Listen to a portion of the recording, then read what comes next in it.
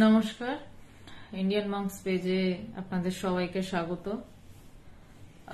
গত প্রায় 2 থেকে আড়াই বছর,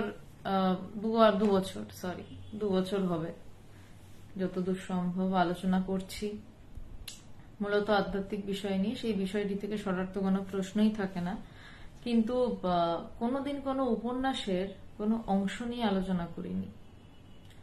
বরাবরই কোনো শাস্ত্র, ভগবানের কোনো বই, কোনো মহাপুরুষের সম্পর্কে কিছু, সেখান থেকে আলোচনা করার চেষ্টা করেছি। কিন্তু আজকে প্রথমবার সঞ্জীব চ্যাটার্জির লোটা কম্বল উপন্যাসের একটি অংশ থেকে আলোচনা করার চেষ্টা করব, কারণ মনে হয়েছে এই আলোচনাটা করাটা খুব জরুরি। রাকিবুল হাসান প্রণাম, সৌরভ প্রণাম, জিৎ নমস্কার, অরূপ মল্লিক প্রণাম, বাপি চৌধুরী প্রণাম, মানসবালা প্রণাম, সবাইকে আমার প্রণাম। আর এই প্রথম পার্থবাবু প্রণাম।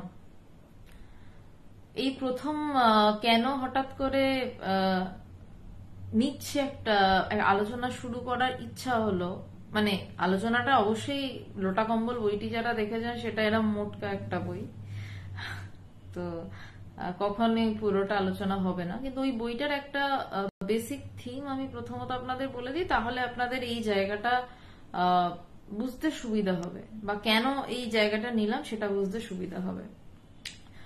আর কেনই বা আজকের টপিকের নাম, আজকের বিষয়ের নাম মন না রাঙিয়ে কি ভুল করলি কাপড় রাঙিয়ে যোগী। সবাই জানে যে যোগীদের কাপড়ের রং গেরুয়া, কিন্তু আগে তো মনটাকে গেরুয়া করতে হয়। বাইরে গেরুয়া পরে তো ভিখারিও ভিক্ষা করতে পারে, তাই বলে কি সে সন্ন্যাসী? তাই বলে কি সে যোগী? গেরুয়া পরলে লোকে একটু মান সম্মান করে, বেশি ভিক্ষা দেয়, তাই জন্য অনেক লোক এমনি ইচ্ছা হলো গেরুয়া পরে নিল। কিন্তু সন্ন্যাসী যে, তার আগে মন রাঙতে হবে সেই রঙে। গেরুয়া রঙের অর্থ হচ্ছে ত্যাগ, বৈরাগ্য। তার বিষয়ে দোষ দর্শন হবে। এই নয় যে আমি এয়ার কন্ডিশন ব্যবহার করবই না, আমি এয়ার কন্ডিশন দিয়ে বলছি, বা আমি এয়ার কন্ডিশন আমার লাগবেই, এই দুটোর কোনো গোড়ামি তার থাকবে না। আচ্ছা, এয়ার কন্ডিশন আছে, ঠিক আছে, ইচ্ছা হলে চালাবো না, ইচ্ছা হলে চালাবো না। ও নেই, ঠিক আছে নেই, এ বাবা এয়ার কন্ডিশন নেই, তার জন্য খুঁজে পেতে আনা হলো। আমার ওই অত ঘন দুধই চাই খাবার জন্য, এর কম আমি খাই না। সেটাও যেমন গোরামি, তেমন হচ্ছে আচ্ছা জল মেশানো দুধ, কি হয়েছে তাতে, নো প্রবলেম, দাও খেয়ে নিচ্ছি। সর্বসময় সে তৃপ্ত থাকবে। যে তাই জন্যই বলছে সিদ্ধার্থ শঙ্কর রায় প্রণাম, তাই বলছে মন না রাঙিয়ে। যখন মনের এই অবস্থা যে সর্বসময় সে তৃপ্ত, কেন তৃপ্ত? কারণ সে তো সোর্স ভিতর থেকে, তার তৃপ্তিটা তো ভেতর থেকে, তাই জন্য তার বাহ্যিক বিষয়ে কোনো অসুবিধা সে অর্থে হয় না। তো বলছে মন না রাঙিয়ে কাপড় লাঙালে, সে তো বললাম তো রাস্তার যে কোনো ভিখারি যে কেউ একটা গেরুয়া রঙের কাপড় বিক্রি করছে, এমনি কুর্তি হয়, পরে নিতে পারে, কোনো ব্যাপার নয়। কিন্তু মন যদি এই অবস্থায় না থাকে, গঙ্গাদেব গোড়াই নমস্কার, যদি মন এই অবস্থায় স্থিতি লাভ না করে, স্থিতি লাভ করতে হবে মনকে এই অবস্থায়, যেই অবস্থার কথা স্বামীজি বলছে, বহুজন হিতায় চ বহুজন সুখায় চ। বহুজনের হিতে আমার আনন্দ, বহুজনের সুখে আমার আনন্দ। আমি ফিশ ফ্রাইয়ের টুকরোটা পেলাম কিনা, বা আমার চিংড়ির টুকরোটা বড় পড়লো কিনা, তাতে আনন্দ নয়, অন্য খেতে পারছে আমার, তাতে আনন্দ। অন্যের যে বিষমালা নিজের গলায় পরে, নিজের মনির হার খুলে অন্যের গলায় দিয়ে আনন্দে নাচতে পারে, সেই সাধু, সেই যোগী, স্বামীজি বলছেন। আর ভগবানের কথায় যে তোমার জীবন কি পরার্থে, পরের জন্য কি তোমার জীবন? মনটা যখন এইভাবে রেঙে ওঠে, এই রঙে, গেরুয়া রঙে, পবিত্র গেরুয়া রঙে, গেরুয়া রঙকে আমি ভীষণ ভীষণ শ্রদ্ধা করি, কারণ তা ত্যাগের রং, ত্যাগের প্রতীক, বৈরাগ্যের প্রতীক। সুবীর বাবু কি বলছেন? কলির ভক্ত জীবন মুক্ত নিত্যানন্দময়। যখন ভিতর এইভাবে রেঙে ওঠে, গেরুয়ার রঙে সজ্জিত হয়ে ওঠে, তখন বাইরের গেরুয়ার দাম আছে। তার আগে বাইরে গেরুয়া পড়তেই পারেন, লোকে আপনাকে ভিখারির মতনই ট্রিট করবে, কারণ আপনি সবসময় কিছু না কিছু চেয়ে যাচ্ছেন জগতের থেকে। আমাকে এইটা দাও, আমাকে ওইটা দাও, তুমি আমাকে আজকে খাওয়ালে না তো, তোমার তো আমাকে সেদিন খাওয়ানোর কথা ছিল, তুমি আমাকে এই টাকাটা দিলে না তো, তোমার যে দেওয়ার কথা ছিল।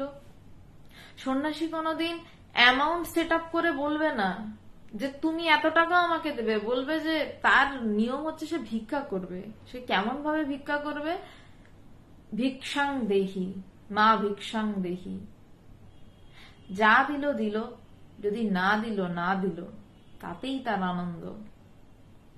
আবার হয়তো কেউ এসে তাকে কয়েক কোটি দিয়ে গেল, দিল। এই প্রসঙ্গে আজকে একটু হয়তো সময় লাগতে পারে, কারোর আপত্তি নেই তো? একটু জানাবেন, আর ভয়েস ঠিক আছে কিনা একটু জানাবেন। বেনারসের একটি খুব দারুণ গল্প রয়েছে, গল্প না ঘটনাই আছে। মধুসূদন সরস্বতীজি এবং গোরক্ষনাথজি, গোরক্ষনাথজি এবং মধুসূদন সরস্বতীজি তো দুর্ধর্ষ ত্যাগী একজন সাধু। গোরক্ষনাথজিও তখনকার দিনে মধুসূদন সরস্বতীর তুলনায় প্রবীণ এবং ত্যাগী একজন সাধু। তো গোরক্ষনাথজি অনেক শুনেছেন মধুসূদন সরস্বতীজির কথা।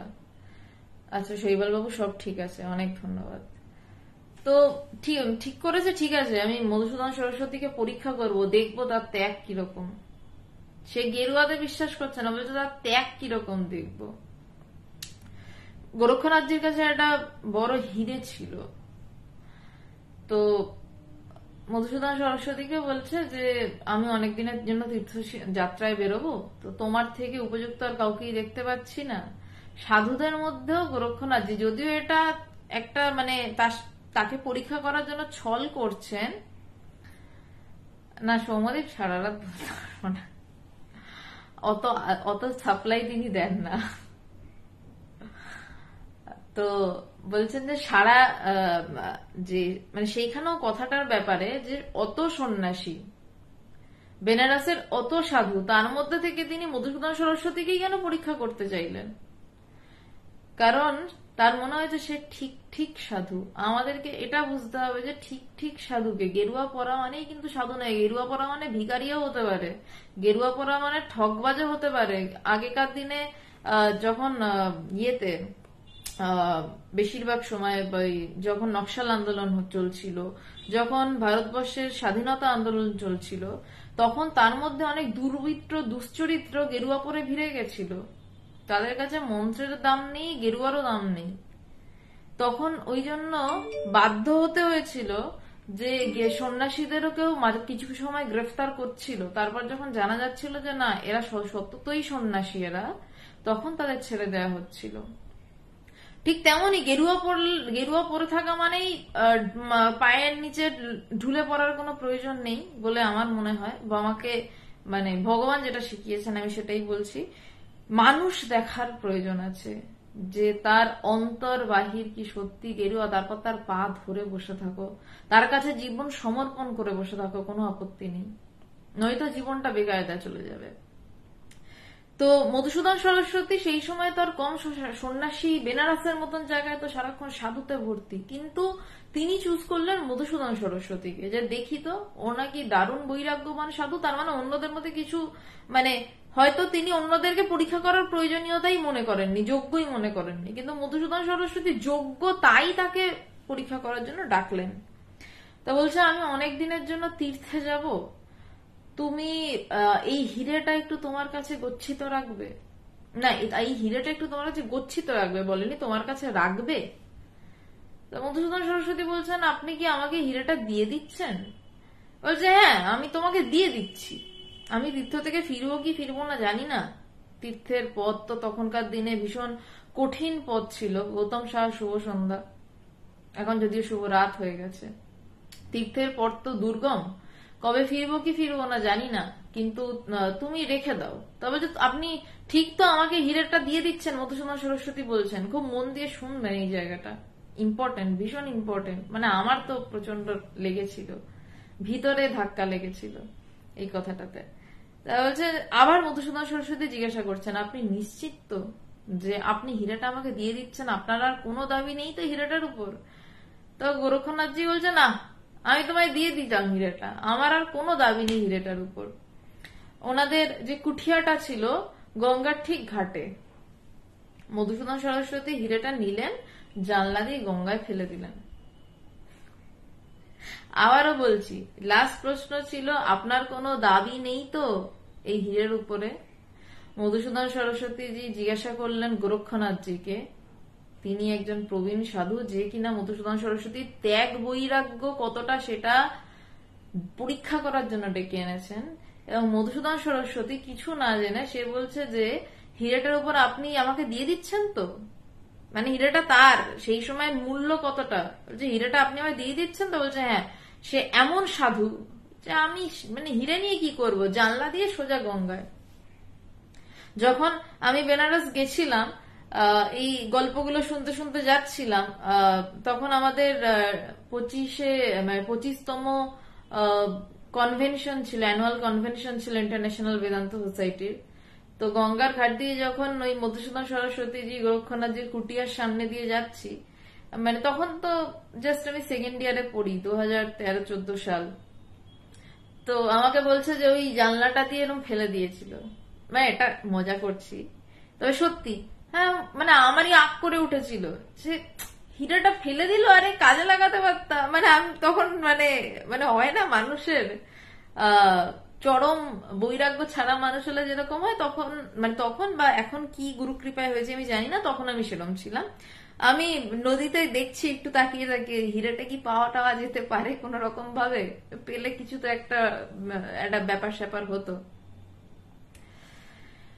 তো এবারে তো তারপর উঠে আমরা হাসছি, তখন আমাকে বলছে কিরে পেলি এলাম না, ও নদীর কাছে গেছে আর কি। কিন্তু তার ভিতরে বৈরাগ্য কি ভয়ঙ্কর, আমি স্তম্ভিত হয়ে গেছিলাম সেদিন, যে সে হীরেটা নিল এবং ছুঁড়ে ফেলে দিল। বলছে যার ভিতরে এরকম, অরূপ মল্লিক যার ভিতর এরকম, তার প্রেম না থাকলে তার ভিতর সেই গেরুয়া পড়তেই পারবে না। মানে তার গেরুয়াটা ওই ভিখারির গেরুয়া হবে। আমাকে কবে খাওয়াচ্ছ, আমাকে কেন এখনো খাওয়ালে না, তুমি কবে খাওয়াবে, আমাকে কি দিচ্ছ, এই সবের মধ্যেই আবদ্ধ থাকবে। তো সেই জন্য বলছি, তখন গোরক্ষনাথজি মধুসূদন সরস্বতীকে, এইখানেও কি সুন্দর ব্যাপার, মধুসূদন সরস্বতীজিকে কিন্তু গোরক্ষনাথজি কিচ্ছু বললেন না, বুকে জড়িয়ে ধরলেন, তুমি ঠিক ঠিক সাধু। তার মানে তারও কোনো আসক্তি নেই হিরে টিরে বলে, এবং দেখছে আরে এ তো আমার মতনই একজন। মধুসূদন সরস্বতীও সেরকম একজন স্টলওয়ার্ড সাধু ছিলেন ওই রকম বলেই না হতে পেরেছিলেন, যে তার কোনো বৈরাগ্য নেই, যে এরকম যার কোনো নির্দিষ্ট চাওয়া নেই, যার সবকিছু পরহিতার্থে, পরের জন্য। আমি ভগবানকে দেখেছি, মানুষ এসে টাকা দিয়েছে, কোনোদিন গুনতে দেখিনি, যে দেখি তো কত টাকা দিত রেখে দিত।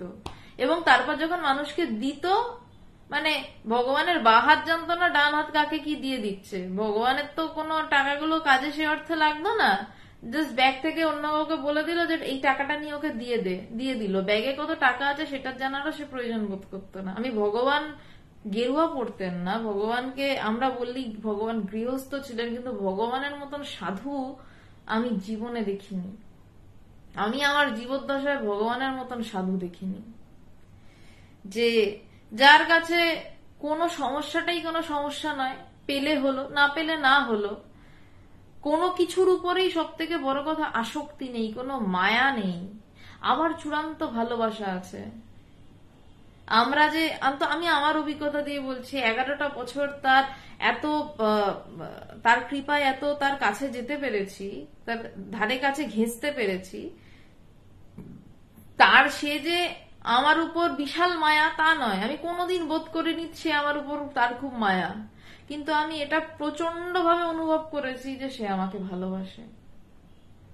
এবং তার সাথে সৌম্যদীপ কয়েকদিন গেছে, কয়েকদিন, পুজোর সময় থেকে কয়েকদিন, ও জানি না আর কিছু বোধ করেছে কিনা, একটা জিনিসও বোধ করেছে, ভগবান ওকে ভালোবাসে।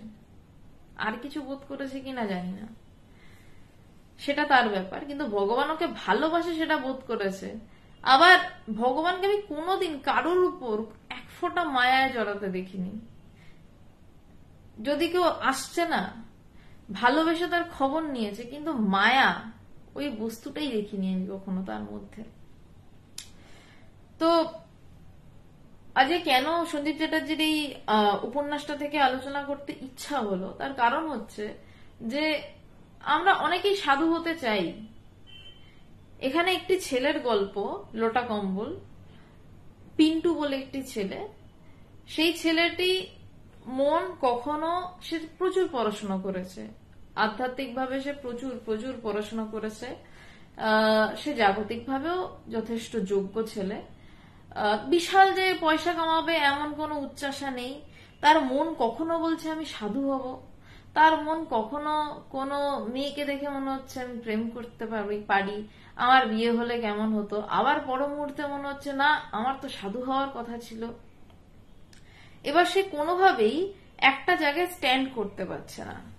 না, সৌরদীপ হালদার বিবাহ করা খারাপ একদমই নয়, একদমই খারাপ নয় বিবাহ করা, বিয়ে সে করতেই পারে, সেটা আলাদা। কিন্তু যখন সে সন্ন্যাস নিয়ে একটা আদর্শের দিকে এগোচ্ছে, যেমন বিয়ে করে সেই মানে বিয়েতে যে প্রমিসেস গুলো নেওয়া হয়, যে আমি বিয়ে করছি, সে ছেলে হলে মেয়ের প্রতি, মেয়েটি হলে ছেলেটির প্রতি যে প্রমিসেস গুলো থাকে, সেইগুলোকে ধ্বংস করা যেমন খারাপ, যেগুলো সেটাকে আদর্শচ্যুত বলা হচ্ছে, সেটা ঠিক নয়।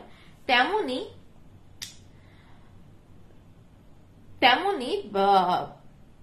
এই সন্ন্যাসের ক্ষেত্রেও একটা আদর্শ আছে, সেই আদর্শগুলোকে পালন করতে হয়। কারণ সন্ন্যাসটা নাথিং বাট আ লাইফস্টাইল। যদি ঈশ্বরকে অনুভব করতে হয় তাহলে তার জন্য গেরুয়া কাপড়ের কোনো দরকার নেই, তার জন্য সে বাড়িতে বসে গুরু কৃপায় সে যেখানে থাক, শুধু বাড়ি কেন, পাহাড় পর্বত জঙ্গল বাড়ি হোস্টেল হোয়াট এভার এলস, গুরু কৃপায় সে ঈশ্বর লাভ করতেই পারে গুরু কৃপাতে। কিন্তু যে সাধু হচ্ছে তারপরে, তার মানে সে একটা আদর্শকে, যেই আদর্শটা এই মুহূর্তে, আদর্শ তো পরিবর্তনশীল, কিন্তু এই মুহূর্তের যে আদর্শটা চিরন্তন একটা আদর্শ, যে সে সাধু যে হবে, সে তার যেমন কোনো, তার কাজ সবসময় বহুজন হিতায়চ বহুজন সুখায়চ, সে পরের জন্য কাজ করবে, সে অন্য মানুষের জন্য ভালোর জন্য পাগল থাকবে, সে নিজের ভালো দেখবে না। হ্যাঁ, দেখবে না সে নিজের ভালো, এই সন্ন্যাসীর আদর্শ। তার জীবন পরার্থে হবে।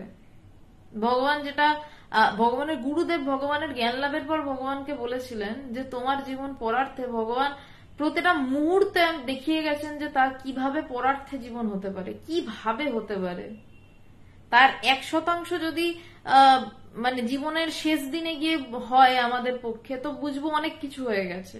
ভগবান যেভাবে নিজের জীবনটাকে বিলিয়ে দিয়েছেন, আমাদেরকে যখন আবার ভগবান বললেন যে তোমার জীবন পরার্থে, তুমি অন্যের জীবনটা কেমন ভালো হচ্ছে কিনা সেটা নিয়ে চিন্তা করো, তোমার ভালো নিয়ে চিন্তিত হয়েও না তুমি, সেইটা আবার আর একটা স্তর। তো ঠিক আবার বিয়ে করলেও সেক্ষেত্রে সংসার আমার ঠিক চলছে তো, যার সাথে সংসার করছি আমি কোনোভাবে তাকে ঠকাচ্ছি না তো, বা ব্লা ব্লা ব্লা ব্লা ব্লা হোয়াট এভার এলস, যেই আদর্শটা থাকে বিয়ের, যেই আদর্শ, সেইটা লঙ্ঘিত হচ্ছে না তো। দুটোর কোনোটাই খারাপ না, বিয়ে এবং সন্ন্যাস দুটোই কাইন্ড অফ আ লাইফস্টাইল, আর কিছু নয়। কিন্তু বিয়েতে অনেক ভোগ টোক অনেক কিছু থাকতে পারে, কিন্তু সন্ন্যাসে বলছে তোমার ত্যাগ থাকবে। অশোকবাবু ওম নমো নারায়ণ, সরি। তো এখানে লোটা কম্বলের যে ছেলেটি, সেই ছেলেটির বাবা তার চরিত্র বুঝতে পারে, তার মা নেই, সেই ছেলেটির বাবা তাকে বারবার বলছে যে তোর দ্বারা সন্ন্যাসের বিষয়টা হবে না, সে আধার আলাদা। তো বলছে সেই আধার আলাদা, কিন্তু ছেলেটির ভীষণ মাঝে মধ্যে শখ জাগে আমি সন্ন্যাসী হব, এবং জেনুইনলি, মানে সেখানে কোনো ভুল নেই। সেখানে তার লোটাকম্বল উপন্যাসটি যদি আপনারা পড়েন কেউ সন্দীপ চ্যাটার্জির সাথে ইনফ্যাক্ট ভগবানের মোস্ট প্রবাবলি একবার ফোনে কথাও হয়েছিল, যতদূর আমার মনে পড়ে।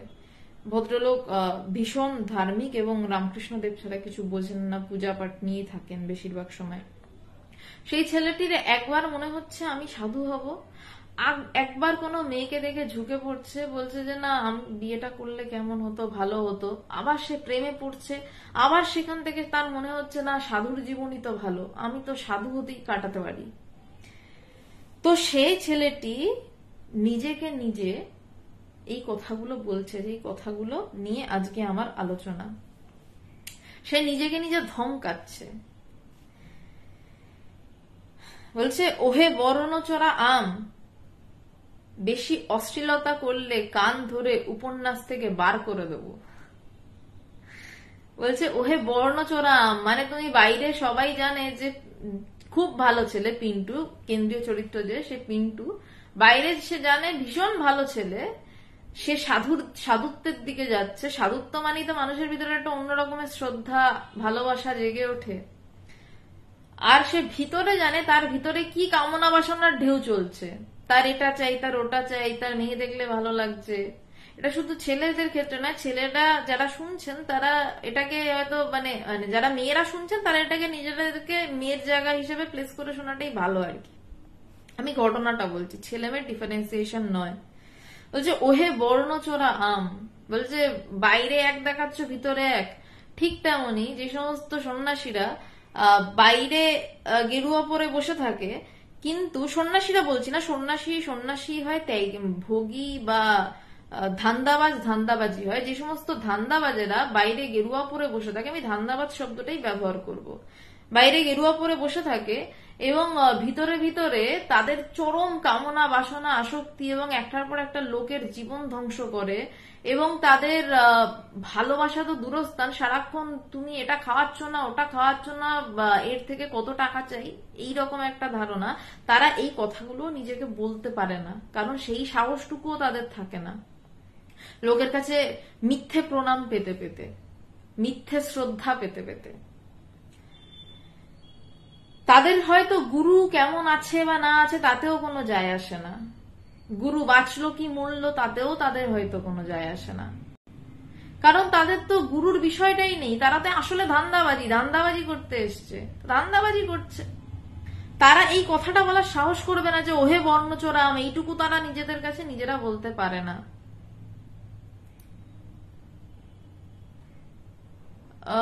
সুপ্রীতি, আমি একটু পরে মানে একদম শেষে গিয়ে আলোচনাগুলোর উত্তর দিচ্ছি, মানে যা প্রশ্ন রয়েছে। আমি নইলে এই যেটা পড়ছি না সেটার ফ্লোটা একটু ব্রেক হয়ে যাবে। সুপ্রীতি, আমি একদম শেষে গিয়ে আপনাকে উত্তর দিচ্ছি, চেষ্টা করবো উত্তর দেওয়ার।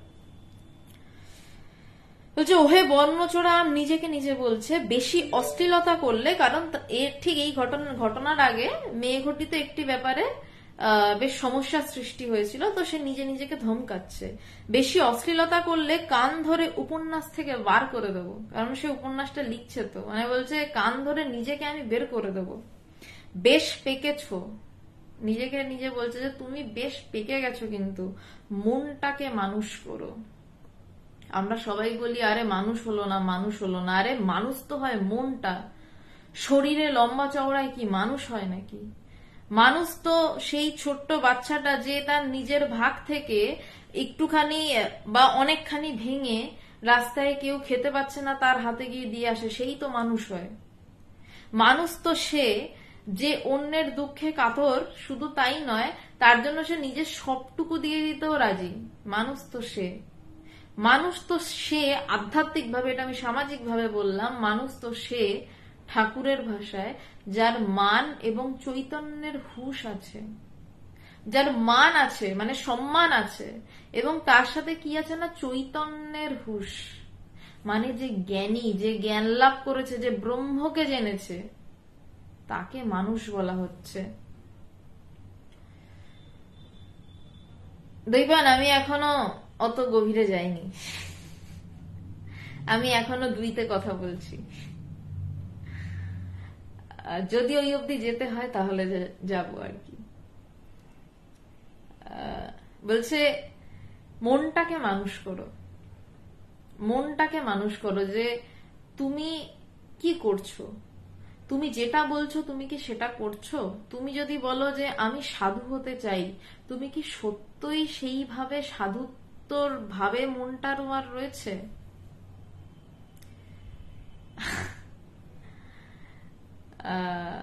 জানি উত্তর তোমার লাগবে না, তোমায় আমি উত্তর দেওয়ার ধৃষ্টতা রাখি না। তো তো বলছে যে মনটাকে মানুষ করো। তো সেই মনটা যেই জ্ঞান লাভের পরেও, সমাধি থেকে নেমে আসার পরেও মানুষ বিয়ে করতে পারেন, সেই বিদ্যা মায়াকে নিয়ে বিয়ে বিবাহ করতে অবশ্যই পারেন। আবার কেউ ভাবতেই পারে আমি সন্ন্যাসী হব, আমার ভিতরে প্রচন্ড ত্যাগ বৈরাগ্য আসছে, আমার ভালো লাগছে না এই জগৎ সংসার। আবার যে বিয়ে করতে চাইছে তার হয়তো মনে হচ্ছে যে না এটাই ভালো, আমি বিদ্যা মায়াকে নিয়ে সংসারে এভাবেই থাকবো। যার যার চয়েস, অন্য কিছু নয় এখানে। তাই বলছে যে মনটাকে মানুষ করো, যেই মনে মান এবং চৈতন্যের হুঁশ আছে, চৈতন্যের হুঁশ দিয়ে যখন কেউ পৃথিবীতে ফেরত আসে, চৈতন্যের হুঁশ নিয়ে যখন কেউ পৃথিবীতে ফেরত আসে না, যাকে যখন কাউকে পৃথিবীতে ফেরত পাঠানো হয়, মানে ওই পারের খেলা সেটা, যে তাকে পাঠাচ্ছে, তার মানে সে তখন পৃথিবীর জনতার জন্য, জনতা শব্দটা ভীষণ ভুল, মানুষের জন্য কোনো কাজ করবে, মানুষকে ওই পারের পথ দেখাবে বলে সে ফিরছে। এবার তারপর সে কি লাইফস্টাইল লিড করলো দ্যাট ডাজন্ট ম্যাটার।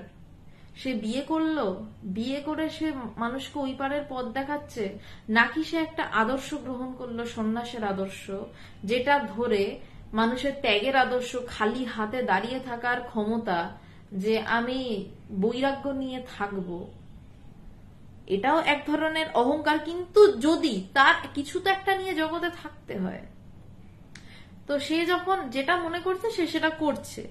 তো তাই বলছে যে প্রথমে মনটাকে মানুষ করো, যে আদেও কি আমি সন্ন্যাসী হওয়ার যোগ্য। পিন্টু কিন্তু এখানে নিজেকে ধাক্কাচ্ছে, রীতিমতন লাথি মারছে নিজেকে, যে ওহে বর্ণচরাম, বেশি অশ্লীলতা করলে উপন্যাস থেকে কান ধরে বের করে দেবো, বেশ পেকেছো, মনটাকে মানুষ করো। কারণ সে তখন সন্ন্যাসী হওয়ার চেষ্টা করছে, তার মন বলছে সন্ন্যাসী হও। তো আসলে সুরজ সেন আসলে চোখের সামনে কমেন্ট গুলো ক্রমাগত স্ক্রোলিং হতে থাকে, তো মানে না দেখে উপায় থাকে না, চেষ্টা করি না দেখার, কিন্তু একটা না একটা চোখ পড়ে যায় আর কি।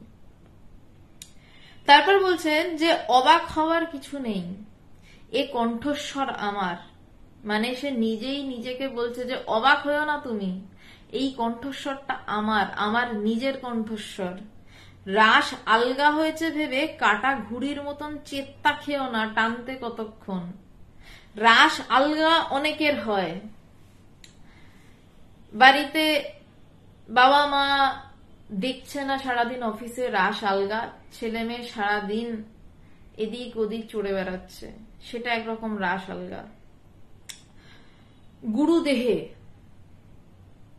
দেহ ত্যাগ করলেন, দেহ রাখলেন, সবাই মিলে ভাবলো আহা রাস আলগা হয়েছে, চলো সবাই মিলে একসাথে সন্ন্যাসী সন্ন্যাসিনী মিলে নাচতে বেরোই, লাফাতে বেরোই, বা কিছু ধুরন্ধর বাজ মিলে একসাথে লাফাতে বেরোই। তাদের তো আমি সন্ন্যাসী সন্ন্যাসিনী বলে গণ্যই করি না, যদি কেউ এরকম কাজ করে থাকেন। যদি এরকম কাজ কেউ করে থাকেন না, মানে মানুষের পর্যায়েই তারা করেন না, তো সুতরাং কিভাবে কোনো সাধু এ কাজ করেন? আমি মানে যদি কেউ এ কাজ করেন, যে গুরু তো আর দেহে নেই, গুরু যেই বিষয়ে আগে কষ্ট পেয়েছে সেই কাজই আবার করি, চলো একসাথে নাচতে বেরোই, নাচতে অর্থে একসাথে ঘুরতে চলে যাই কোথাও। যেই বিষয় নিয়ে গুরু আগে কষ্ট পেয়েছেন তাদের তো আমি সন্ন্যাসী বলে গণ্যই করি না, তাদেরকে আমি নিতান্তই ধুরন্ধর, অসভ্য এবং মনুষ্যতার জাত বলে মনে করি। মনুষ্যতর জাত মানে আমি জানোয়ারকে অপমান করছি না, তার থেকেও নিচু কিছু হলে তারা সেটা। তো যারা এইটুকুও চিন্তা করতে পারে না, আশা করি এরকম কেউ পৃথিবীতে নেই, এতটা নিম্ন শ্রেণীর কেউ পৃথিবীতে নেই, কোনো ধুরন্ধর ধান্দাবাজও হয়তো বা নেই, বা যদি কেউ থেকে থাকে তাদেরকে কি বিশেষণে আখ্যায়িত করব সেটাও আমার জানা নেই। তো বলছেন যে অবাক হওয়ার কিছু নেই, এ কণ্ঠস্বর আমার, রাস আলগা হয়েছে ভেবে কাটা ঘুড়ির মতন চেত্তা খেও না। যদি কেউ এমন কাজ করে থাকে তার মানে ভেবেছে রাস আলগা হয়েছে তাই কাটা ঘুড়ির মতন চেত্তা খেতে শুরু করেছে, যে গুরু তো নেই, তাই এখন সন্ন্যাসিনী গৃহস্থে একসাথে লাফাতে লাফাতে কোথাও ভ্রমণে ঘুরতে যেতেই পারি। যে যার বিরহ হবে, যার দুঃখ হবে, যার যন্ত্রণা হবে, সে হয়তো বেরিয়ে পড়বে, সে একা বেরিয়ে পড়বে, বড়জন দুজন, বড়জন তিনজন। ঠাকুর একটা ভীষণ প্র্যাকটিক্যাল কথা বলেছিলেন, কামিনী কাঞ্চন নয়, মেয়েদের ক্ষেত্রে উল্টো ছেলে এবং কাঞ্চন নয়। তো সেক্ষেত্রে যখন এটা হয় যে তার গুরু কোনো এক কালে পূর্বে দুঃখ পেয়েছেন, তারপরেও গুরু কান্নাকাটি করেছেন, তাদের বারণ করেছেন, সেই গুরু দেহ রাখার পর যদি কেউ সবাই মিলে, মানে ছেলেরা মেয়েরা, অতি ধুরন্ধর ব্যক্তিরা সবাই মিলে একসাথে বাইরে কোথাও চলে গেল, তাদের আমি, সাধু তো দূরস্থান, তাদের আমি কি ব্যাখ্যায়িত করবো আমি জানি না। তারা মানে কীটাণুকীট ড্রেনের থেকেও, মানে ড্রেনের কীটাণুকীট বললেও তাহলে ড্রেনের কীটাণুকীটদের অপমান করা হয়। তারা কেউ কিছু একটা ওরকম ভাবেই বলা যেতে পারে, কারণ যাই বলি তাদের অপমান, তারা এতটাই নিম্ন। বলছেন রাস আলগা হয়েছে ভেবে কাটা ঘুড়ির মতন চেত্তা খেও না, টানতে কতক্ষণ, যে তোমাকে টেনে নিতে কতক্ষণ। মানে সে নিজেকে শাসন করছে, পিন্টু বলছে, তুমি মনটাকে বলছে তুমি রাসটা একটু আলগা হয়েছে, তার মানে তার কিছু ঘটনা ঘটেছিল, সেটা আমি আর বলছি না, কারণ সেটা অন্তত কোনো আধ্যাত্মিক জায়গায় কর্তব্য নয়। বলছে একটু রাস আলগা হয়েছে বলে তুমি আবার ওর পিছনে চেত্তা খেও না, কাটা ঘুড়ির মতন। কাটা ঘুড়ি রোলিং হয়, এই যখন ঘুড়ি কেটে যায় না, তখন ঘুড়িটা আকাশে প্রথমে নাচতে থাকে, তারপর এদিক সেদিক করতে করতে কার বাড়িতে গিয়ে বলবে সে জানে না, ঘুড়িও জানে না, বাড়িও জানে না। তাই বলছে কাটা ঘুড়ির মতন চেত্তা কেউ না, টানতে কতক্ষণ, কারণ অন্য আর একটা ঘুড়ি দিয়ে না, ঘুড়ির সুতো দিয়ে ওটাকে পেঁচিয়ে টেনে নিয়ে জায়গায় নামিয়ে আনতে বেশি সময় লাগে না। 2-4টে করে থাপ্পড় পড়লে কষিয়ে সে নিজের জায়গায় ঠিক ফিরে আসে। এই ছেলেটি এতটাই সুন্দর লেগেছে আমার এই জায়গাটা, যে সে নিজের গালে নিজের থাপ্পড় লাগাচ্ছে, সে থাপ্পড় দিয়ে ফেরত আনছে নিজেকে। বলছে যে যদিও শেষ অবধি ছেলেটি বিয়ে করেন, এবং মেয়েটি ভীষণই বিদ্যা মায়া বলা যেতে পারে, মানে মেয়েটি ছেলেটিকে এই পথে এগিয়ে যাওয়ার জন্য হয়তো আসে। তো বলছে এই কণ্ঠস্বর আমার, রাস আলগা হয়েছে ভেবে কাটা ঘুড়ির মতন চেত্তা খেও না, টানতে কতক্ষণ। বলছে এইটা টানতে কতক্ষণ, ধরে টেনে নিতে কতক্ষণ। জীবন একটা আধার, ধরলে অমৃত ধরা যায়, আবার বিষপাত্র হয়ে মৃত্যুকেও ডেকে আনা যায়। গোটা জীবনটাকে ভাবুন, গোটা জীবনটা কিন্তু আমাদের একটা বিশাল বড় বাটি যদি ভাবেন, তার মধ্যে নানান ঘটনা, নানান কিছু যা আমি নিজে জানি একমাত্র, বা যা অন্য কেউ জানে, সমস্ত কিছু ঘটনাকে একসাথে ফেলুন। বলছে জীবনটা একটা আধার, বলছে তাতে যদি ধরা যায়, অমৃত ধরা যায়, যে আমার গোটা জীবনটা এত সুন্দর কিছু দিয়ে তৈরি, আমার গোটা জীবনটা ত্যাগ দিয়ে তৈরি, বা আমার গোটা জীবনটা সত্য দিয়ে তৈরি। বিয়ে করা মিথ্যে আমি কখনো বলছি না, বাজে খারাপ কখনো নয়, সাধু হওয়া বা বিয়ে করা দুটোর মধ্যে আমি কম্পারিজনই আনছি না। আমার কথা, যখন আমি আমার জীবনটাকে শেষের দিকে তাকিয়ে দেখবো, আমি তো একটা সময় দেখবো, তখন আমি যেন তৃপ্ত থাকি যে আমি মানুষের জন্য এতটা করেছি, এবং আমি নিজের জন্য জ্ঞান লাভ করেছি। আমি নিজের জন্য একটা কাজই করতে পারি, কি করতে পারি, আমি নিজেকে জানতে পারি। আমার এই মন, বুদ্ধি, চিত্ত, অহংকার সবকিছু ছাড়িয়ে দিয়ে, সবকিছু সরিয়ে দিয়ে আমি যখন নিজেকে জানছি, যখন তিনি আমার কাছে জানছি বলা ভুল, তিনি প্রকাশিত হচ্ছেন আমার কাছে, এই তুমি, অনেক লম্বা ঘটনা নয়, আমি চেষ্টা করছি জানার, মন, বুদ্ধি, চিত্ত, অহংকার সরাচ্ছি, এইগুলো অনেক লম্বা প্রসেস হতে পারে, সময় সাপেক্ষ হতে পারে, কিন্তু গুরু কৃপায় জ্ঞান লাভ হতে এই চুটকি লাগে। ঠিক এই চুটকিটা বাজাতে যত সেকেন্ড সময় লাগলো তার থেকেও কম সময় জ্ঞান লাভ হয়। একটা ফ্র্যাকশন অফ সেকেন্ডে জীবন উল্টে পাল্টে যায়। সব আমার লাগবে করতে করতে এই ফ্র্যাকশন অফ সেকেন্ডের পর সবই দেখা যাচ্ছে যে সবই তো তোমার, সবই আমার থেকে সবই তোমার। তো তুমি নাও না ভাই, তুমি নাও, যা পারো নিয়ে নাও, যত পারো নিয়ে নাও। আর যত পারা যায় তখন আসে নিজেকে বিলিয়ে দেওয়ার একটা ব্যাপার, যত পারি নিজেকে যেন বিলিয়ে দিতে পারি, যতটা পারি।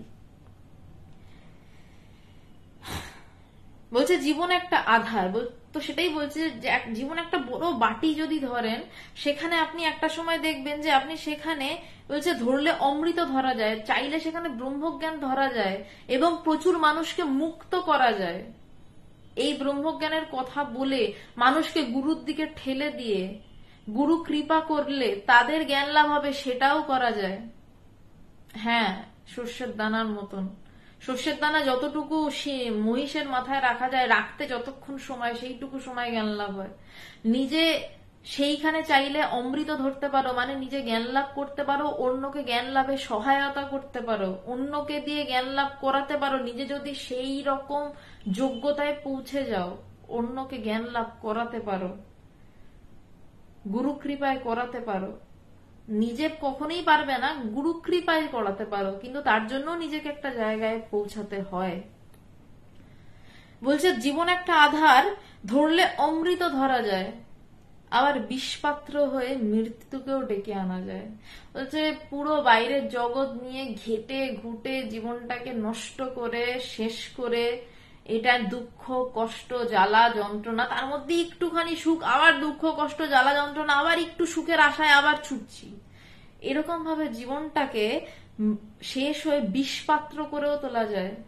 যেই পাত্রে অমৃত ধরা হতো, ভাস্করদা জয় ভগবান, যেই পাত্রে অমৃত ধরা যেতে পারত, যেই পাত্রে জ্ঞান লাভ করা যেতে পারত, যেই পাত্রে গুরু কৃপায় অন্য মানুষের সর্বশ্রেষ্ঠ দান, জ্ঞান দান, সেটা করা যেতে পারত, জ্ঞান লাভ করানো যেতে পারত গুরু কৃপায়, যেখানে চেষ্টা করলে অন্যের জন্য জীবনটাকে বিলিয়ে দেওয়া যেতে পারত, এবং সেটার যা আনন্দ নিজে ভোগ করে অত আনন্দ হয় না, পরিষ্কার ভাষায় বলছি।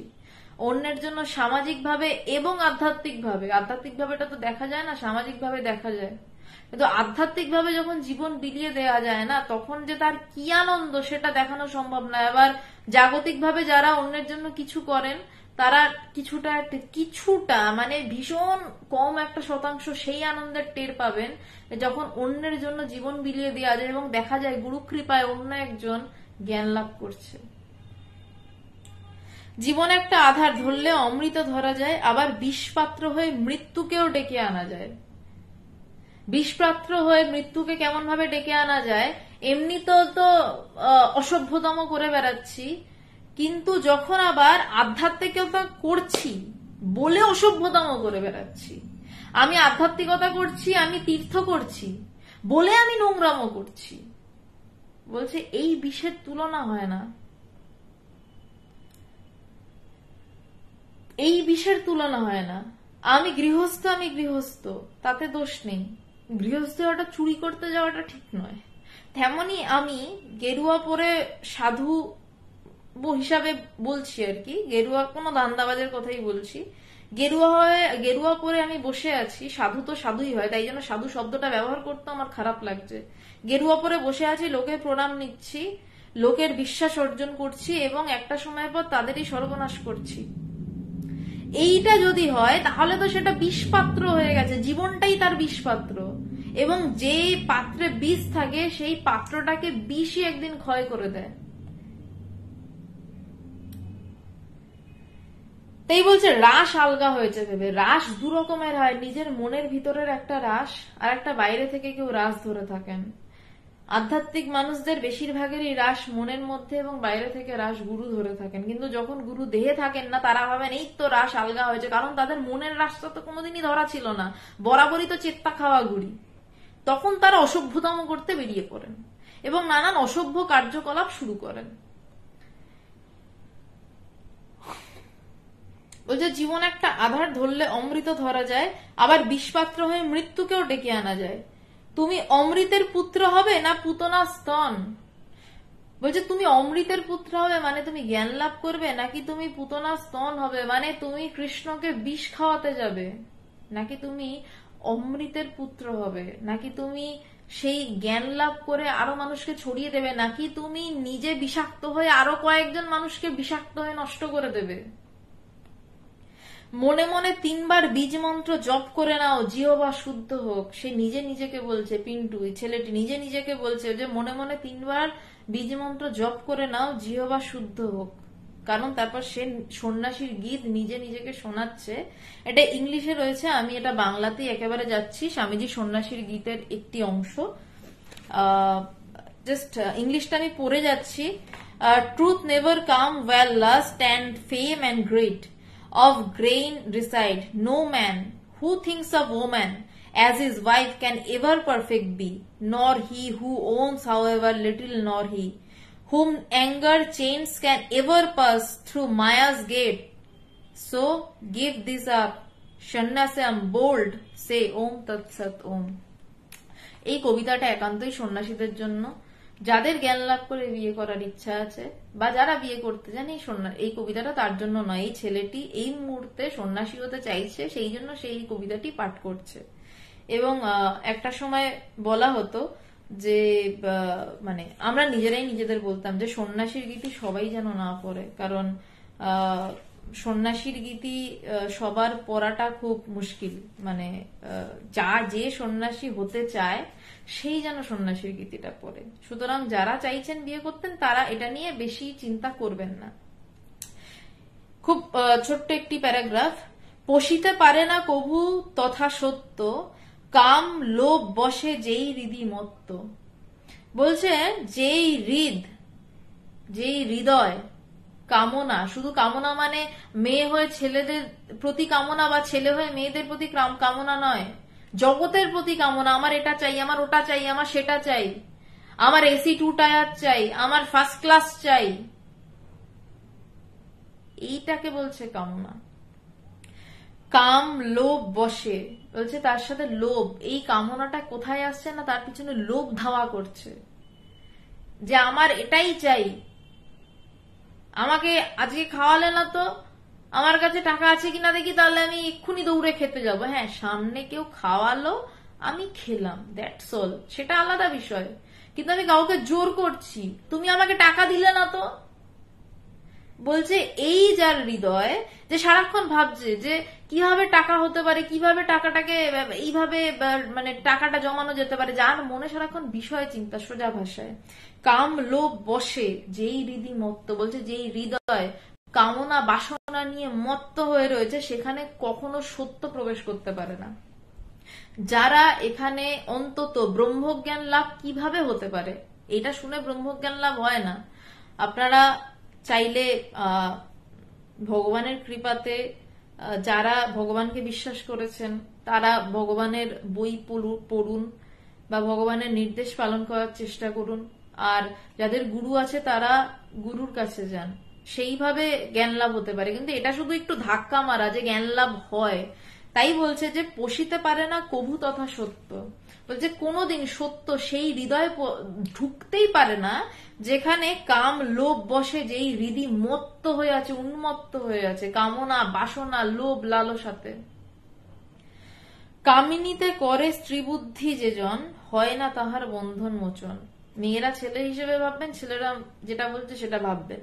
বলছে কামিনীতে করে স্ত্রী বুদ্ধি যেজন, মেয়ে দেখলেই তার মনে হচ্ছে এটা আমার বউ, কেন এই কবিতাটা বলছে? তো কারণ ওর তখন যেই মেয়েকেই দেখছে সেই মেয়েকেই উঠতি পয়সার ছেলে বলছে সুন্দর দেখতে, তো আমার বউ হলে কেমন হয়, তাই জন্য সে নিজেকে এইটা শোনাচ্ছে, কারণ তার ভিতরে এটা আসছে যে আমি সন্ন্যাসী হতে চাই। যে কামিনীতে করে স্ত্রীবুদ্ধি যেজন, হয় না তাহার বন্ধন মোচন। বলছে তার বন্ধন মোচন হয় না। কিংবা কিছু দ্রব্যে যার অধিকার, বলছে এইটা আমার,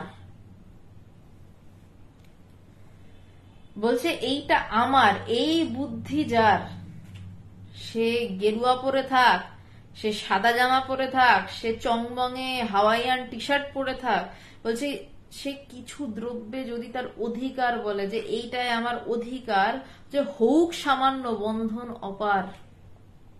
বলছে খুব সামান্য সেটা হতে পারে, একমাত্র আমার অধিকার কিসে? আমাতে আমার অধিকার আমাতে, আমি শুধু জানি আমি, তখন আর অধিকারেরও প্রশ্ন আসে না, কারণ জানে সবটাই সর্বব্যাপী আমি। কিন্তু যে আলাদা করে কিছু দ্রব্যে অধিকার, এই দ্রব্য আমার, এই দ্রব্য আমার, এই জ্যামের শিশিটা আমার, তুই আমার জ্যাম থেকে খেলি কেন? এই চটিটা আমার, তুই সন্ন্যাসীর চটি পরলি কেন? কেউ যদি প্রবল শীতের রাতে এইসব হাবি যাবি পাগলের প্রলাপ বকে, এই জিনিসটা আমার, তুই আমার ঘরে ঢুকলি কেন? এই ধরনের প্রলাপ যেই বকবে সে সন্ন্যাসীর গীতি শোনারই যোগ্য নয়। সে একটা নিম্ন শ্রেণীর মনুষ্য পদবাচ্য কিছু একটা। বলছে হোক কিছু, কিংবা কিছু দ্রব্যে যার অধিকার, হোক সামান্য বন্ধন অপার। বলছে যে সেটা সামান্য হতে পারে, কিন্তু তার বন্ধন অনেক অনেক বেশি, অপার বন্ধন সেটা। ক্রোধে শৃঙ্খল কিংবা পায়ে যার, হইতে পারে না কভু মায়া পার। তো যখন মায়া, এক মিনিট, সরি একটু গলাটা ডিস্টার্ব করছে। বলছে ক্রোধে শৃঙ্খল কিংবা পায়ে যার, বলছে যে ক্রোধের শৃঙ্খল, আমার রাগ হচ্ছে, প্রচন্ড রাগ হচ্ছে, সেই অবস্থায় আমি কখনো জ্ঞান লাভ করতে পারবো না। আমাকে জ্ঞান লাভ করতে হলে সব ছাড়তে হবে, সব ছেড়ে দিতে হবে। ক্রোধ, ভালোবাসা, মায়া, সেখানে এক ফোঁটা আঁচ থাকলে চলবে না মনের ভিতরে। সেই মনকে কেবলমাত্র আমি গাহি হতে হবে, আমি কই, আমি কোনটা। তাই বলছে যে ক্রোধে শৃঙ্খল কিংবা পায়ে যার, হইতে পারে না কভু মায়া পার। সেই দরজাতে যখন গুরু টানবেন, তখন তো তাকে যোগ্য হতে হবে। বলছে সেখানে ক্রোধ থাকলেও হবে না। যে সন্ন্যাসী কেমন হয়, বলছে সন্ন্যাসীর মধ্যে ক্রোধ থাকবে না। যে জ্ঞানী কেমন হয়, জ্ঞানীর ক্রোধ কেমন হয়? তাহলে দুর্বাসা মুনি জ্ঞানী নয়? অবশ্যই জ্ঞানী। শিব জ্ঞানী নয়? তাণ্ডব করে ফাটিয়ে দিচ্ছে, জ্ঞানী নয়? জ্ঞানী অবশ্যই। ভগবানকে আমি প্রবল রাগতে দেখেছি সত্যের জন্য, সে জ্ঞানী নয়? অবশ্যই চরম চরম চরম বিজ্ঞানী। কিন্তু এখানে একটা কথা হচ্ছে, জ্ঞানীর রাগ জলের দাগ। বলছে জ্ঞানী বাইরে থেকে রাগ শো করে, সে ভিতরে কিন্তু শান্ত থাকে।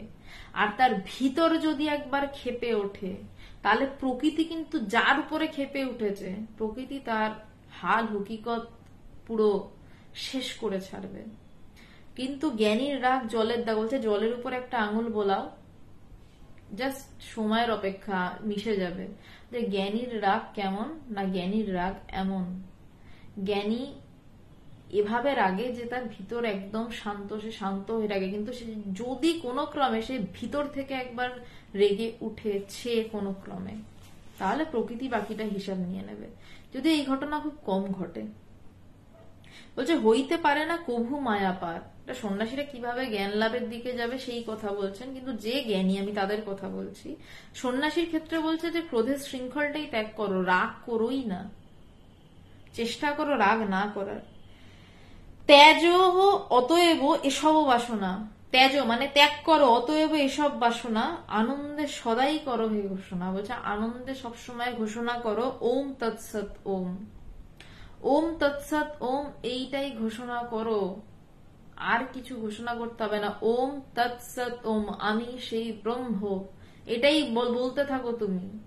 কারণ তুমি রাগে শৃঙ্খল থাকলে তোমার মায়া পার করতে পারবে না।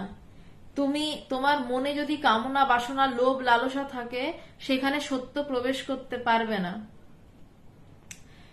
কোন বস্তুতে অধিকার বোধ থাকলে তুমি পারবে না। যখন তুমি সব ছেড়ে দিয়ে কেবল নিজেকে খুঁজতে বসবে, তখন তুমি খুঁজে পাবে। বলছে তাই সন্ন্যাসী খুঁজে পেয়ে আনন্দে সব সময় ঘোষণা করো তত্ত্বমসি, ওম তৎসৎ ওম, তুমিই সেই। লাস্টে বলছে whom anchor chains can ever pass through Maya's gates, so give this up, sannyasam bold say om tat sat om। বলে নিজেকে বলছে সন্ন্যাসীর গীত তোমাকে শুনিয়ে দিলাম, এই মায়া আর ওই মায়ায় বিশেষ তফাৎ নেই। এই মায়া মানে তার যেই মেয়েটিকে পছন্দ হয়েছিল তার নাম মায়া ছিল। এটা একটা উপন্যাসের অংশ, তো সেই উপন্যাসের ব্যাপার। এই মায়ায় আর ওই মায়ায় বিশেষ তফাৎ নেই। তাহলে আরো শোনো, আমেরিকায় তার প্রলোভন কম হয়নি। ওই মায়ায় বিশেষ তফাৎ নেই, কোন মায়ার কথা বললো না, সন্ন্যাসীর গীতে যেই মায়ার কথা বলা হচ্ছে। তাহলে আরো শোনো, আমেরিকায় তার প্রলোভন কম হয় নাই কার, স্বামী বিবেকানন্দের। নিজেকে বলছে, নিজে উত্তর দিচ্ছে। বলছে তাহলে শোনো যে আমেরিকাতে তার প্রলোভন কম হয়নি কার, স্বামী বিবেকানন্দের।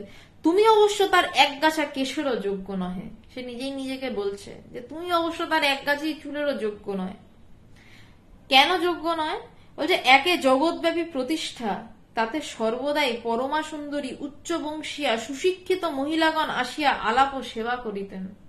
স্বামীজির চারপাশে প্রচুর বিদেশি মেয়েরা ঘিরে থাকতেন, আমরা জানি। তার এত মোহিনী শক্তি যে তাদের মধ্যে অনেকে আসিয়া তাকে বিবাহ করিতে চাইতেন।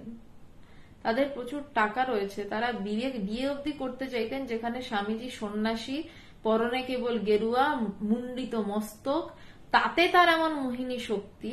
তার উপর কি বিয়ে কাকে করতে চায়, কোনো ছেলে বা মেয়েকে, বা মেয়েরা ছেলেকে বেশি, যার পয়সা কড়ি রয়েছে, তাতে সে ভিখারি, তার হাতে টাকা নেই। সে বেদান্ত বলে তার মূল কি না, সে নিজেই নিজের অ্যাসেট, সে নিজেই নিজের সবকিছু।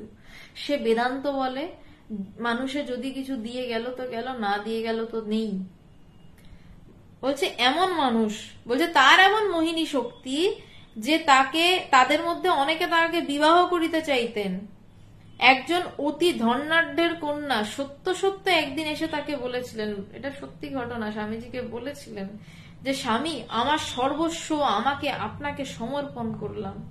বলছে আমার সর্বস্ব, খুব ধনী ঘরের মেয়ে, যদি সামান্য ওই ছেঁচড়া কিছু পাবলিক, যে সমস্ত ধান্দাবাজগুলো ওই গায়ে গেরুয়া চাপিয়ে ওই ভিক্ষা করতে বেরোয় আর এদিক ওদিক ঘুরে বেড়ায়, যাতে ট্রেনের টিকিট কম লাগে, লোকজন একটু প্রণাম টনাম বেশি করে, সেরকম যারা হয়, তারা যদি হতো তাহলে বলতাম হ্যাঁ বাবা এক্ষুনি বিয়ে করে নে বাবা। কারণ সে তার ধন সম্পত্তি নিয়ে আসছে, সে তার সমস্ত ধন সম্পত্তি নিয়ে বলছে, সে তার যাবতীয় ধন সম্পত্তি নিয়ে বলছে যে স্বামীজি আপনি আমাকে বিবাহ করুন, আমি এবং আমার সর্বস্ব ও আমাকে, বলছে আমার সর্বস্ব মানে আমার সমস্ত ধন সম্পত্তির সাথে আমাকে আপনাকে সমর্পণ করলাম, মানে আমি আপনাকে বিয়ে করতে চাই, শুধু কি না আমার সমস্ত কিছু নিয়ে, আমার সমস্ত ধন সম্পত্তি নিয়ে বিয়ে করতে চাই। তখন স্বামী তদুত্তরে বললেন, মানে স্বামীজি তদুত্তরে বললেন, ভদ্রে আমি সন্ন্যাসী, আমার বিবাহ করিতে নাই, সকল স্ত্রীলোক আমার মাতৃস্বরূপা। এটা সন্ন্যাসীর ক্ষেত্রে বলা সাজে। বলছে যে এটাই বলার কথা, এর নাম সন্ন্যাসী। কোন ধান্দাবাজকে সন্ন্যাসী বলবেন না, ধান্দাবাজকে ধান্দাবাজ বলবেন এবং ঠাটিয়ে থাপ্পড় মারবেন, এটাই উচিত। গায়ে গেরুয়া পরা থাকলেই মানে সে সন্ন্যাসী বলে মনে করবেন না। আগে তিল তিল করে দেখবেন সত্যি সাধু তো, সত্যই সাধু তো, সাধুর ব্যাপার আছে, সে সাধু তো। একদিন দেখে বোঝা যাবে না, অনেকদিন দেখতে হবে, তারপর বোঝা যাবে সত্যই সে সাধু তো। তো স্বামীজি যেটা বলা সেটাই বললেন যে ভদ্রে আমি সন্ন্যাসী, আমার বিবাহ করিতে নাই। স্বামীজি যদি বিয়ে করতেন, স্বামীজি জানেন যে তিনি তখন ওখানকার ধনকুবের, কিন্তু সে সন্ন্যাসী। সকল স্ত্রীলোক আমার মাতৃস্বরূপা, সবার সব স্ত্রীলোকই আমার মাতৃস্বরূপা বলে সে নিজেকে এবার বলছে, তুই হলে কি করতিস বেটা, 33টা বউ নিয়ে লোটা কম্বল ফেলে, বলছে সন্ন্যাসীর সম্বল কিনা লোটা কম্বল, রাস্তায় যেখানে পাবে পেতে শুয়ে পড়বে, আর গায়ে একটা কম্বল দেওয়া থাকবে, শীত করলে গায়ে কম্বল আর একটা কমন্ডলু থাকবে, সেটাতে সে জল খাবে, এই হবে না সন্ন্যাসীর সম্বল। বলছে তুই হলে কি করতিস বেটা, সে নিজে নিজেকে বলছে, 33টা বউ নিয়ে লোটা কম্বল ফেলে নেজে গোবরে হয়ে বসে থাকতিস স্বামী পিন খারানন্দ। সে নিজে নিজেকে মানে কি যে মানে এই যে আত্ম উপলব্ধি, সে নিজে নিজেকে থাপ্পড় মারতে মারতে বলছে যে তুই হলে কি করতিস, যে সবকিছু ফেলে দিতিস, লোটা কম্বল চুলে যাক, নেজে গোবরে হয়ে 33টা কেন, একটা কেন 33টা বউ নিয়ে ঘুরতিস, যেটাই আজকাল করে থাকে কিছু ধান্দাবাজরা গায়ের কাপড়ের সুবিধা নিয়ে, একটা কেন অনেকজনের সাথে প্রেম টেম করে বসে থাকে এবং তাদেরকে গিয়ে সব এবার প্রণাম ঠোকে, একটা গায়ে কাপড় আছে না, চূড়ান্ত ধান্দাবাজ শয়তান লোকগুলো। মানে সেই রকম লোক যদি বোঝেন কখনো, কথা নয় হাত চলবে, সোজা হাত, মানে ধরবেন আর পেটাবেন, আর কোনো এর মধ্যে ফাঁক নেই।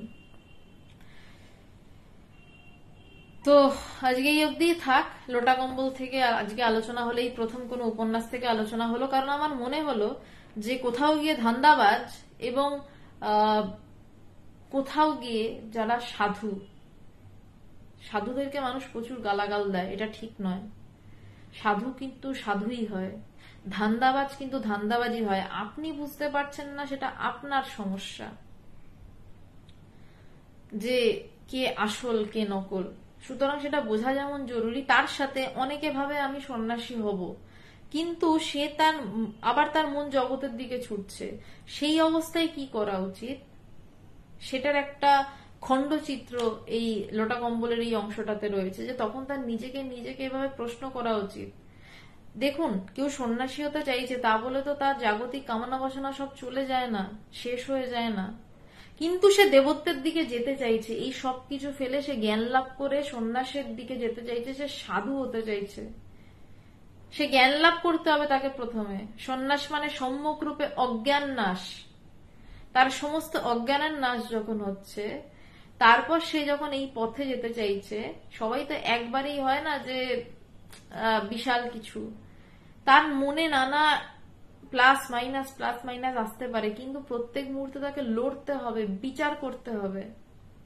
সন্ন্যাসী হয়ে যাওয়ার পরও তার বিচার ছাড়লে চলবে না, তাকে বিচার করতে হবে, আমি কি এটা ঠিক করছি না আমি এটা ভুল করছি। এবং সন্ন্যাসের আগেও 1000 বার তাকে নিজের সাথে নিজেকে বিচার করতে হবে, যে যেই আদর্শ নিয়ে আমি সন্ন্যাসী হচ্ছে, আমি কি সেই আদর্শ রাখতে পারবো, বা যেই আদর্শ নিয়ে আমি বিয়ে করছি, আমি কি সেই বিবাহের আদর্শটুকু রাখতে পারবো। আজকে এই অব্দি থাক, যারা প্রশ্ন করছেন তাদেরকে উত্তর এবার কিছুটা দেওয়ার চেষ্টা করছি, বা এর বাইরে এবার যদি কারোর কোনো প্রশ্ন থাকে আপনারা করতে পারেন। জগন্নাথ রায়, নমস্কার, আমি কলকাতা থেকে বলছি। পবিত্র বাবু, জয় মা, জয় ভগবান। প্রকাশ ঘোষ, আমি ভালো আছি। গৌর কুমার, প্রণাম। রমিতা মজুমদার, উনি কে, গুরুদেবের নাম কি? উনি কে অর্থে আপনি কার কথা বলছেন আমি বুঝতে পারছি না। আমার গুরুদেবকে আমি ভগবান বলেই ডাকি, তবে উনি কে আমি ঠিক বুঝলাম না।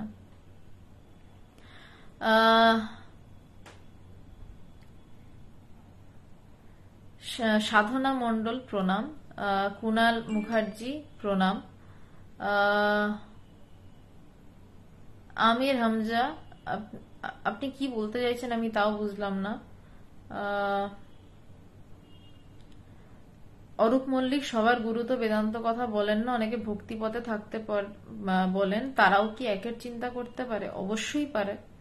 ভক্তিপথ যে দুয়ের পথ সেটা নয়, ভক্তিপথ দেখায় যেন দুয়ের পথ, শেষে গিয়ে সেই একাকারেরই অবস্থা। অবশ্যই তার যদি মন চায় অরূপ মল্লিক, সে চিন্তা করতেই পারে। তিতুন দত্ত, নমস্কার। সুপ্রীতি, অল ক্লিয়ার আছে, ওকে। এক মিনিট, সুপ্রীতি আপনি কিছু একটা প্রশ্ন করেছিলেন আগে, আমি সেই প্রশ্নটি খোঁজার চেষ্টা করছি।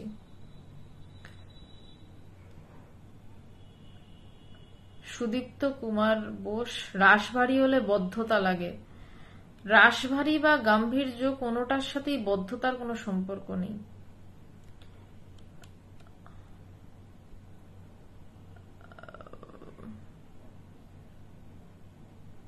গুরুর কাছে অহংয়ের দাপাদাপি, গুরুর কাছে লোককে লোককে অহংকার নিয়ে দাপাদাপি করতে দেখেছি। গুরুর কাছে অহংয়ের দাপাদাপি সম্ভব নয় সৌম্যদীপ, কারণ গুরুই তো অহং। আর যখন অহং বলে বুঝছি, মানে অহং যখন আকারিত না হয়, অহংকার যতক্ষণ হচ্ছে না, তখন একাকার হয়ে সেই অহংয়ের সাথে মিলেমিশে যাওয়া। সুতরাং অহং দাপাদাপি করতে পারে না, গুরুর কাছে বলেই কিছু থাকে না। তখন গুরু কাছেও নয়, তখন গুরু দূরেও নয়, গুরু আমার সাথে একাকার। একাকার বলতে গেলেও কম বলা হয় যখন অহং। দাপাদাপি তো পরের কথা।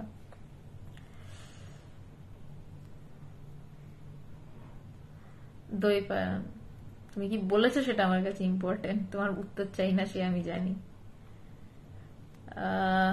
তবে পরার্থটাও তো স্বার্থ। একাত্ম বোধ হলে স্বার্থ পদার্থ সবই মিলেমিশে দেখার কোনো আদর্শ থাকে না।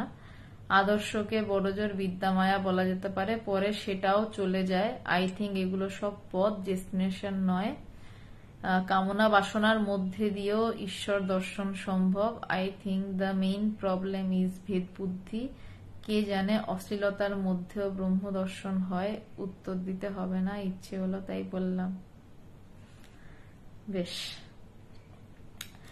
সুপ্রীতি, আচ্ছা গুরুর কাছে নির্লজ্জভাবে সব জানানোটা, জানতে চাওয়ায় কি ইমেজ লস হয়? সে জাগতিক বিষয় হোক কি আধ্যাত্মিক বিষয়। জানতে চাইছি বিষয়টা যদি কোনো লাইভ আলোচনা করো, মানে কোন বিষয়টা নিয়ে লাইভ আলোচনা সুপ্রীতি? আমি ঠিক বুঝতে পারলাম না।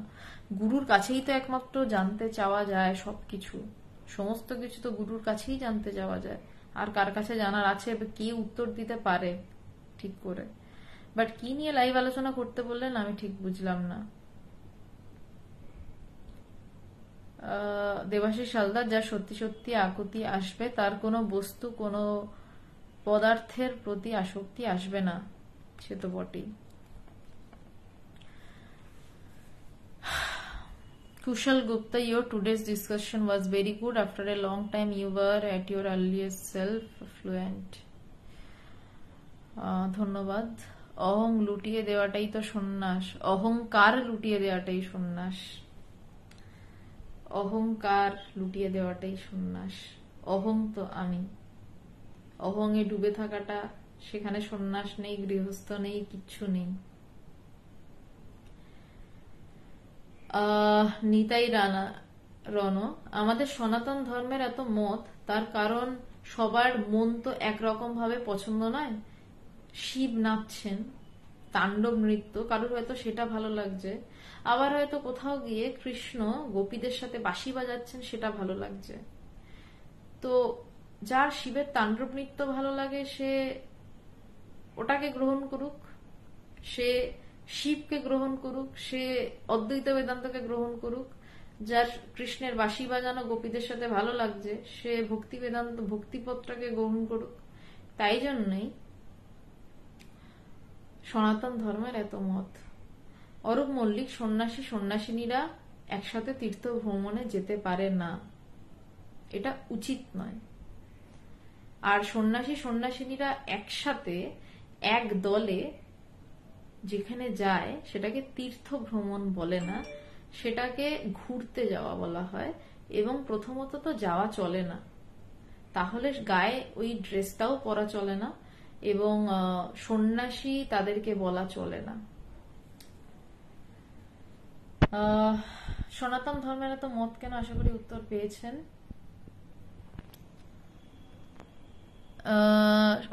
অশোক বাবু, সময় উপযোগী খুব সুন্দর বিশ্লেষণ করলেন মা, প্রণাম নেবেন।